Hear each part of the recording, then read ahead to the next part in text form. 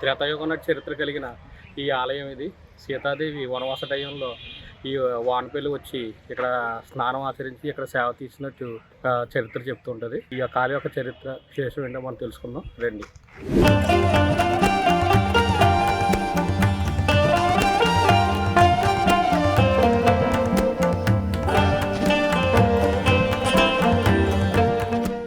ఆంధ్రప్రదేశ్ రాష్ట్రంలోని doctor BR Ambedkar Konaseema జిల్లా కొత్తపేట మండలం వానపల్లి గ్రామంలో వెలిసిన సంతాన తల్లి శ్రీ పల్లాలమ్మ అమ్మవారు భక్తుల విశ్వాసానికి నిలయంగా నిలుస్తున్నారు. గౌతమి నది తీరాన ప్రకృతి సోయగాల మధ్య ఉన్న ఈ ఆలయం ప్రాంతీయంగా అత్యంత ప్రాచీన గ్రామదేవత క్షేత్రంగా గుర్తింపు పొందింది. ఇక్కడ అమ్మవారు ఒక కాలుపై మరొక కాలు వేసుకొని కూర్చొని పాదాల కింద నక్కతో దర్శనమివ్వడం ఈ ఆలయ ప్రత్యేకత భావిస్తున్నారు.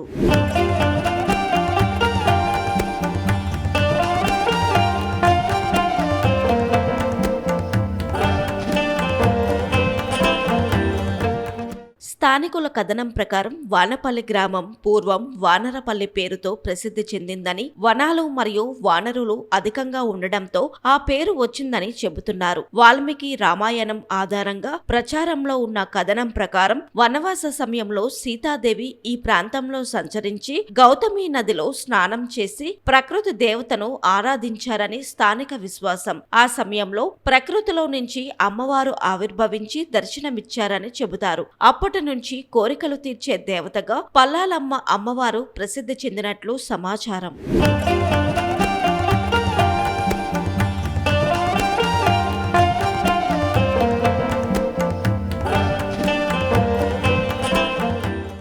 సీతాదేవి నాటినట్లు చెప్పబడే పేరులేని వృక్షం ఇప్పటికీ ఆలయ ప్రాంగణంలో ఉందని భక్తులు విశ్వసిస్తున్నారు. సంతానం లేని దంపతులు ఆ వృక్షానికి 3 ప్రదక్షిణలు చేస్తే సంతానం కలుగుతుందని నమ్మకం ఉంది.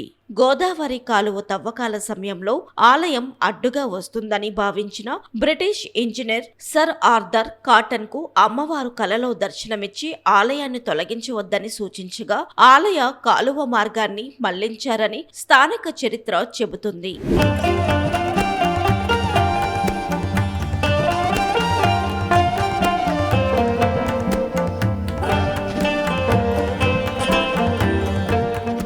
ప్రతి సంవత్సరం వైశాఖ మాసంలో పౌర్ణమి తర్వాత వచ్చే మంగళవారం నుంచి నెల రోజుల పాటు ఇక్కడ జాతర వైభవంగా నిర్వహిస్తారు. ఈ సందర్భంగా 2 తాటి చెట్లతో ఉయ్యాల ఏర్పాటు చేసి అమ్మవారిని ఊరేగింపుగా ఉంచడం ప్రత్యేక ఆకర్షణగా ఉంటుంది. పూర్వంలో ఈ గ్రామం పిఠాపురం మహారాజు పరిపాలనలో ఉండేదని, ఆయనకు కలలో దర్శనమిచ్చిన అమ్మవారు పండ్లు సమర్పించాలని కోరగా మహారాజు ఆలయానికి భూమిని దానం చేసినట్లు స్థానికులు పేర్కొంటున్నారు.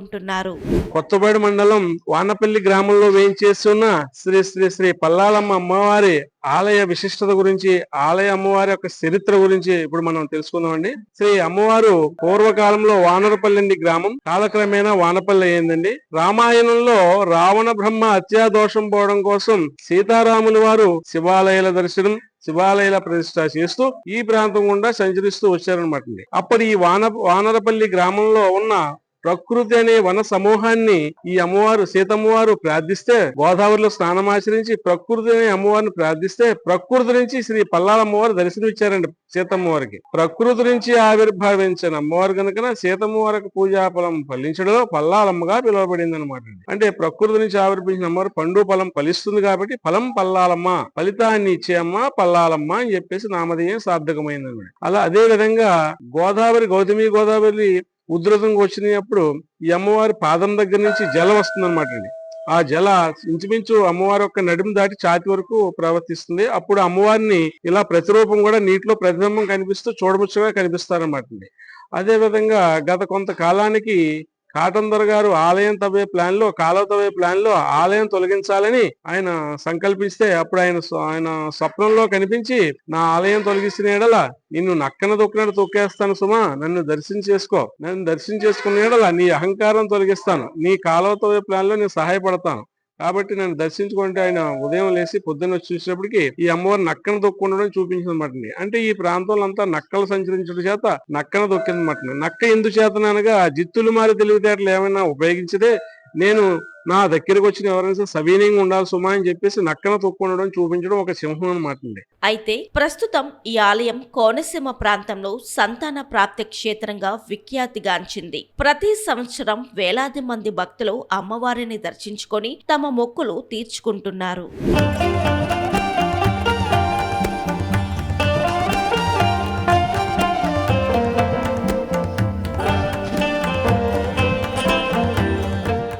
సీతాదేవి స్వయంగా పర్యటించిన ప్రాంతం ఇదని చెప్పుకుంటారు. ఇక్కడ పల్లాలమ్మ తల్లి దేవత ఒక ప్రసిద్ధిగాంచిన దేవత.